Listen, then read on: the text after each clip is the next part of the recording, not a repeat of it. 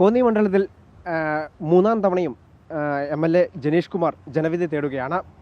എങ്ങനെ പോകുന്നു? ദിവസങ്ങൾക്ക് മുമ്പ് തന്നെ പ്രചാരണമൊക്കെ ആരംഭിച്ചല്ലോ.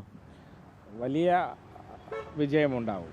കഴിഞ്ഞ 2 തവണ ലഭിച്ചതിൻ്റെ ഇരട്ടിയിലധികം വോട്ടിൻ്റെ ഭൂരിപക്ഷത്തിൽ ഇത്തവണ ഇടതുപക്ഷ ജനാധിപത്യ മുന്നണി കോന്നിയിൽ വിജയിക്കും. കാരണം കഴിഞ്ഞ 6.5 വർഷം കൊണ്ട് വലിയ നിലയിലുള്ള മാറ്റമാണ് കോന്നിയുടെ എല്ലാ മേഖലകളിലും ഉണ്ടായിട്ടുള്ളത്. അതിപ്പോൾ ഒരു പ്രദേശം മാത്രമല്ല, എല്ലാ സ്ഥലത്തും.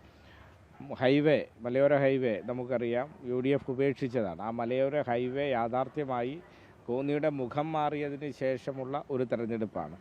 2014 UDF ഉപേക്ഷിച്ച കോന്നി മെഡിക്കൽ കോളേജ് അംഗീകാരം വാങ്ങി യാഥാർത്ഥ്യമാക്കി ജനങ്ങൾക്ക് ഗുണകരമായ നിലയിലേക്ക് മാറ്റിയതിന് ശേഷമുള്ള ഒരു തെരഞ്ഞെടുപ്പാണ്.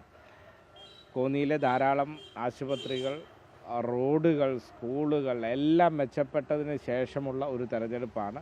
കൂടുതൽ വികസന പദ്ധതികൾക്ക് തുടക്കം കുറിച്ചിട്ടുണ്ട്. അതെല്ലാം പൂർത്തീകരിക്കണം.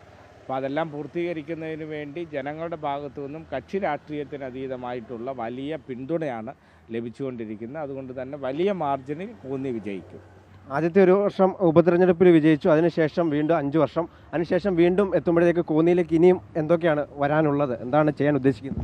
ഇതുവരെ കോന്നിയുടെ അടിസ്ഥാന സൗകര്യങ്ങൾ മെച്ചപ്പെടുത്തുന്നതിന് വേണ്ടിയിട്ടുള്ള വലിയ പരിശ്രമമായിരുന്നു ഉണ്ടായിക്കൊണ്ടിരുന്നത്. പ്രധാനമായ റോഡ് ഉൾപ്പെടെയുള്ള അടിസ്ഥാന സൗകര്യം അതെല്ലാം 6 വർഷം കൊണ്ട് വലിയ നിലയിൽ മാറി. ഇനിയും ശ്രദ്ധ കേന്ദ്രീകരിക്കുന്ന പ്രധാനമായും ടൂറിസത്തിലാണ്. മനോഹരമായ സ്ഥലമാണ് കോന്നി. ആ കോന്നിയുടെ എല്ലാ സാധ്യതയും ഉപയോഗിച്ചുകൊണ്ട് ഒരു ടൂറിസം ഡെസ്റ്റിനേഷനാക്കി മാറ്റുന്നതിന് വേണ്ടിയിട്ടുള്ള ഒരു പ്ലാൻ തയ്യാറാക്കി അതിൻ്റെ പ്രാരംഭ കാര്യങ്ങൾ തുടങ്ങി. ബാക്കിയെല്ലാം തന്നെ വരുന്ന ദിവസങ്ങളിൽ വളരെ വേഗം ആരംഭിക്കും. അതോടൊപ്പം തന്നെ മലയോര മേഖലയിലുള്ള കുടിവെള്ള പ്രശ്നം ഉൾപ്പെടെ മറ്റ് ധാരാളം പ്രശ്നങ്ങളുണ്ട്. അതെല്ലാം പരിഹരിക്കാൻ ആവശ്യമായ കാര്യങ്ങൾക്കായിരിക്കും ഊന്നൽ നൽകുന്നത്. ശക്തരായ എതിർ സ്ഥാനാർത്ഥികളൊക്കെ വരുന്ന അതിനെക്കുറിച്ച് എന്താ?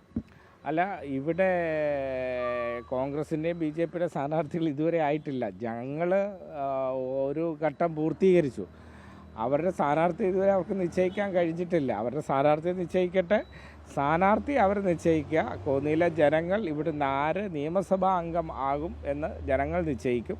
എനിക്ക് നല്ല ശുഭാപ്തി വിശ്വാസമുണ്ട് ഈ നാട്ടിലെ ജനങ്ങളെ. അവർക്കൊപ്പം കഴിഞ്ഞ 6.5 വർഷക്കാലവും രാത്രിയും പകലുമെല്ലാം ഉണ്ടായിരുന്നു, അവർക്കൊപ്പം ഉണ്ടായിരുന്നു.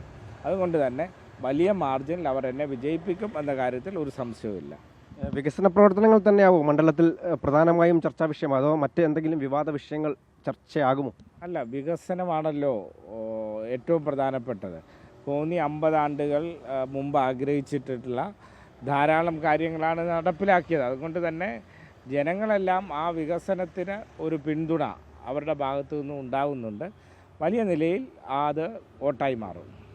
കടുത്ത ആത്മവിശ്വാസത്തിൽ തന്നെയാണ്. തീർച്ചയായും വലിയ നിലയിലുള്ള ആത്മവിശ്വാസത്തിലാണ്. ആത്മവിശ്വാസം എന്ന് പറഞ്ഞാൽ വലിയ മാർജിനിൽ വിജയിക്കും. കോന്നി ഇനിയും ചുവക്കുമെന്ന് തന്നെയാണ് ജനീഷ് കുമാർ പറയുന്നത്. എന്തായാലും കടുത്ത ആത്മവിശ്വാസത്തിൽ തന്നെയാണ് അദ്ദേഹം. ക്യാമറമാൻ രതീഷ് മാണബിശ്ശലിനൊപ്പം കണ്ണൻ ദേവ്, അമൃത ന്യൂസ്, പത്തനംതിട്ട.